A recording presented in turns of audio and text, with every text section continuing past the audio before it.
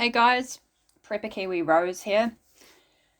We're at the 2-week mark of the lockdown, and I had to really move quickly and get all my plants moved into a new property just in the 48 hours before the lockdown started. So these are all of my succulents, and they just make up a small part of my garden.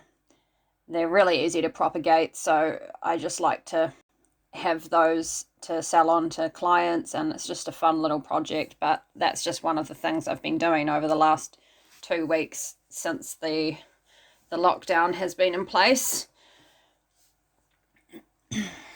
Next here is my marigolds. They were in the actual ground at the last place where I was living, and as you can see, some of those flower heads have browned off now. So what I'm going to be doing is saving seeds from the marigolds. They are just ornamentals. They don't have a huge amount of multi-function.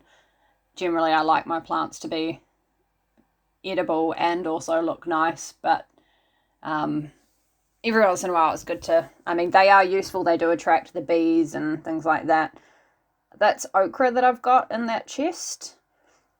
I'm not sure if it's going to grow very well. I kept them in pots for way too long.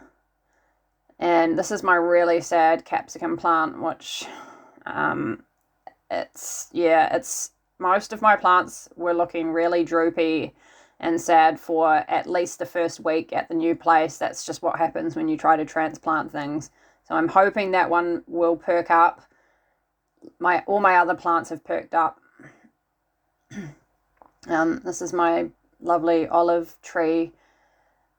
It's had heaps of olives on it this season, but the birds have mostly gotten into them, and I haven't had time with all of them moving to actually pick all those olives. So I'll wait for the next lot to come.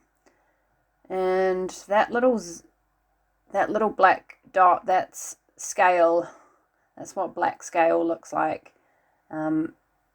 So generally you can spray those, but for me, if it's just one plant like that, I just go through and I actually just pick them off, or I wipe them off with a little bit of dishwashing liquid or something. Just some cuttings that I've taken. So this is all my spinach, and this was all transplanted from my previous vegetable garden. It's looking really good, actually. For the first week I was worried. They were really floppy and horrible looking, and I've had to trim off a lot of dead leaves from this chili plant that we're looking at, and also all of my veggies. I haven't been able to actually get in and eat anything because I'm just letting them try to re-establish their roots in the new pots. These were all in the ground as well at the last place, and I've had to put them in pots because I just don't have the space at the new house where I am. My echinacea, they're looking really beautiful. They've always been in pots, so I'm really happy about that. I'm not going to lose those in the transplanting process. And this is my lime beers tree, which I absolutely love. It's got some big, beautiful limes on there. It's been really successful so far, so I'll be taking cuttings of that. It's always a good idea to take cuttings of things that are successful. And yeah, just a few ornamental roses, and those canna lilies. These are all just things that I sell on to clients and use them for cuttings. And Nasturtium is an edible, well, it really is a weed, actually, but it's very useful. It's edible, and it also acts as a natural pest repellent in the garden if you plant it in between certain vegetables. And just some more ornamentals here, which I like to keep to propagate and sell on to customers. And last but not least, my herb garden, which is now sitting on the deck upstairs at my new place. Got mint, lemon balm, lemongrass, parsley and thyme. basil that's going to seed now, which I'll be waiting to collect. Oregano and a little bit of basil also planted in there. As you can see, those are yellowing off, and I'll just be waiting for them to completely dry out on the stem, and then I'll be cutting them off and keeping the seeds that are drying there at the moment.